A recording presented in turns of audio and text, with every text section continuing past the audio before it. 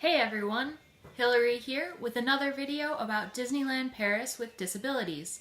Today, we're going to be talking about one of the main ways that Disneyland Paris accommodates for disability in the theme parks, the Green Pass and Orange Pass systems, known to Disney as the Priority Access Card and the Easy Access Card.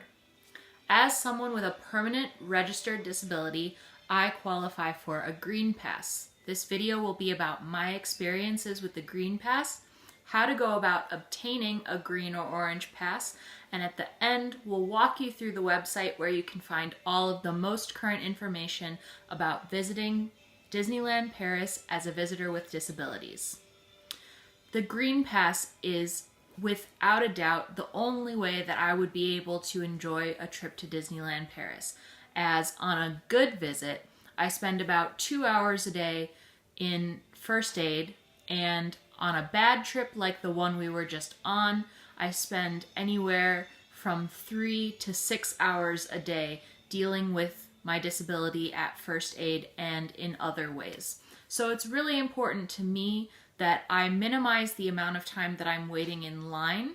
This helps me to manage my disability by being able to take breaks, by going to quick service restaurants to get things that I need like water, ice, salt. Being able to take medications on time is really important. Being able to plan and pace my day so that I vary high intensity activities with low intensity activities. And when I'm waiting in first aid, when I'm waiting for pain medications to kick in, or I'm resting because I really can't make it with the amount of energy that I have, it's really helpful to be able to say, okay, I'm going to be here until 2:30 and then we're going to go and see Daisy. And that's something that I can plan on because I have the return time to meet the characters.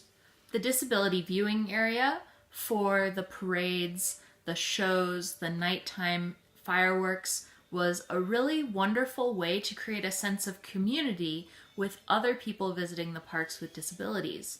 I would still recommend arriving early because in the busy months, in the summer especially, the priority viewing areas still fill up rather full. So I would say get there 20 to 30 minutes ahead of time.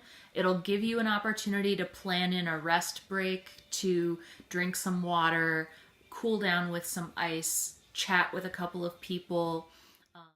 If you would like to buy an annual passport and you have a registered disability, make sure you show them your proof of disability because you'll be entitled to a 10% discount on your annual passport. Keep that in mind. If you're thinking about getting an annual passport, you can figure out which level of annual passport you want, keeping in mind that you'll get that 10% discount.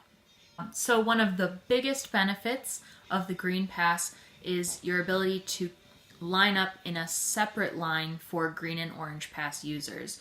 Green Pass users go to that line and wait in line immediately. Orange Pass users will be given a return time based upon the estimated wait time of the standard queue.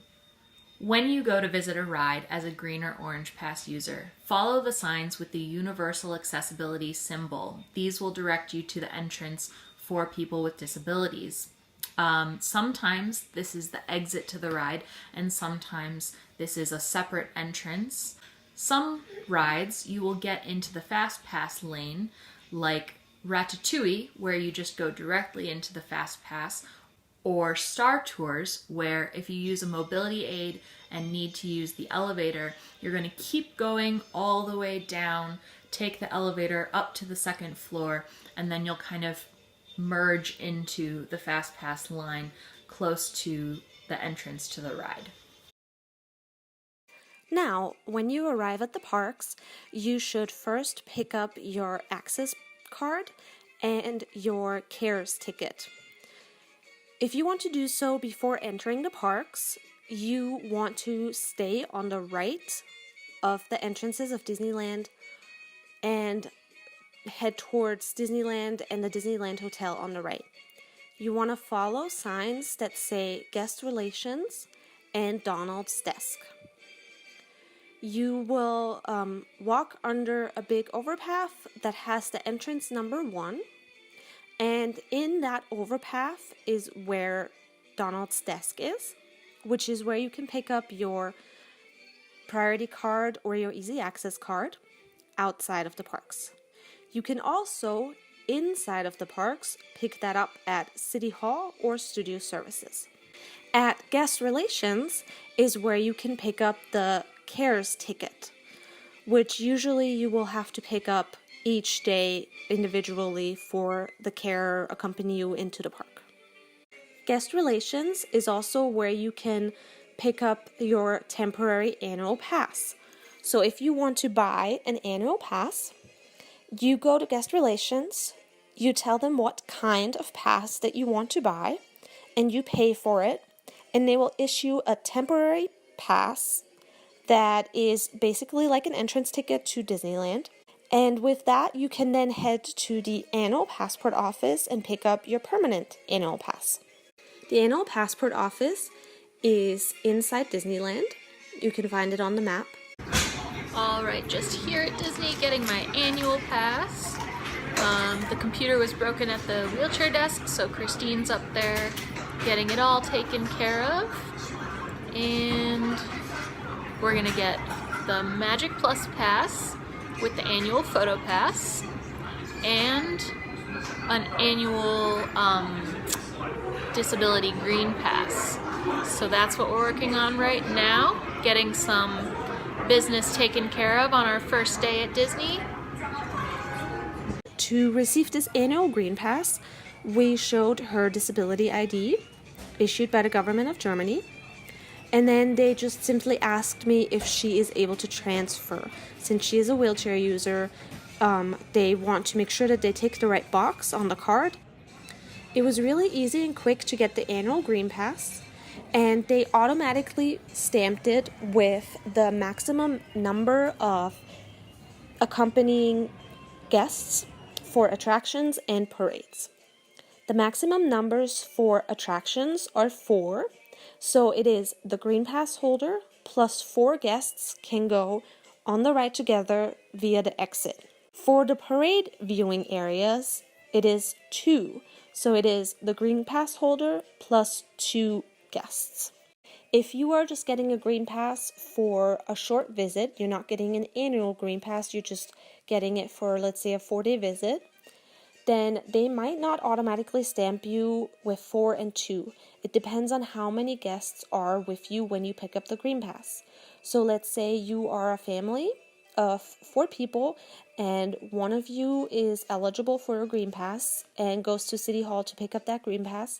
You want to make sure that all the people in your party are with you at City Hall or Studio Services or Donald Desk, wherever you pick it up, to show the cast member how many people are in your party so that they can stamp it with the correct number. For parades and shows, you want to look for the rope that has the wheelchair symbol on it, and that indicates the entrance to the accessible area.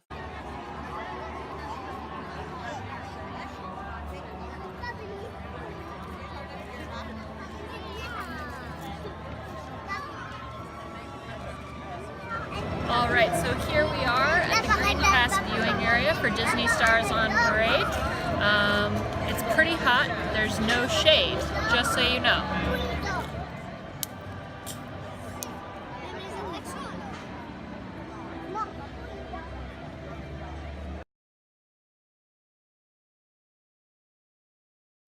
To find all the most current information about the documents required for receiving the access passes or the carer's ticket, you just go to the Disneyland Paris website and you can search for disabilities.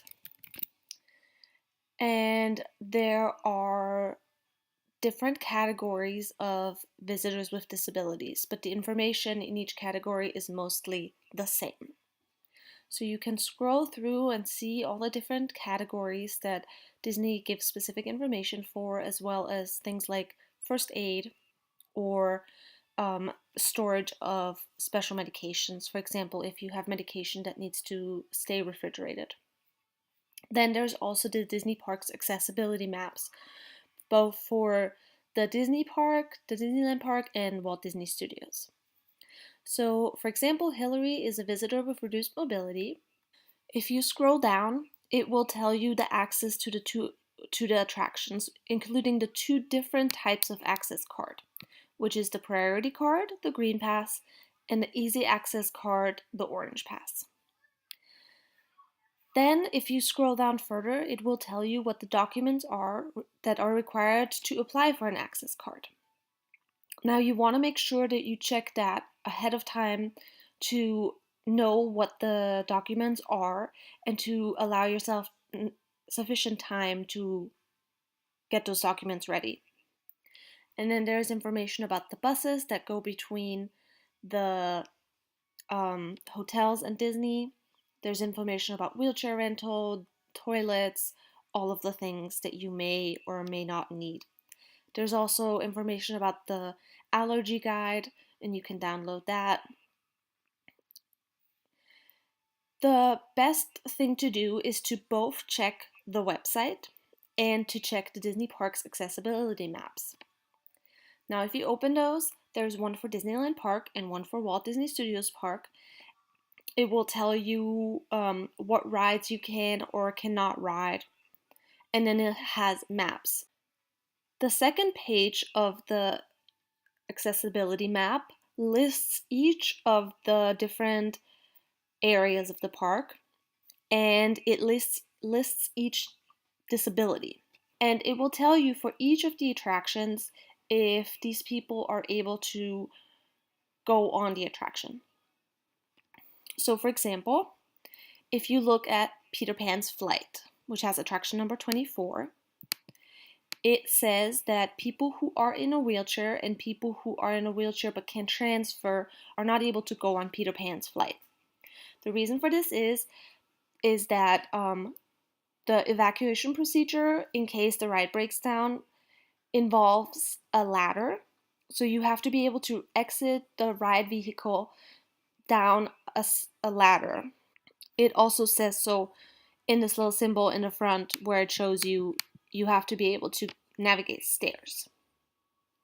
So that is very important information, very useful information to know ahead of time and to know which rides you are able to go on and which rides you are not able to go on. Some of the rides are surprising for some people, but usually if you aren't able to go on a ride, it is because of the evacuation procedures. And Disneyland is very strict on those because they want to make sure that the rides are safe, even if the ride breaks down. So I would definitely suggest that you check out the maps and look at all the information. It also shows you where you can find the parade areas. Now, one last tip. You want to make sure that you visit the version of the Disneyland Paris website based on the country where you live or where your documents are from. So, for example, right now we're on the UK website. We live in Germany, so we can click on change language and then it will allow us to pick the country where we live. The reason why you want to make sure that you check not just the English version of the website, but also the version of the website that is for your country is because there may be different requirements based on the country that you live in. So this is the German website, and I will just type in Behinderung, which is the German word for disability, and you'll note that it looks very similar. It's basically the same setup. And then I can scroll down and I can check what is required for someone who lives in Germany to be able to receive the access pass. So for example, here it says, for people who do not live in France, you want to show your disability ID, which is issued by the government of Germany. You want to show your European disability parking badge, so the blue badge. You want to show official documents of your country, and then there's other things. So always make sure that you click on the country where you live so that you get the most current information based on where you live.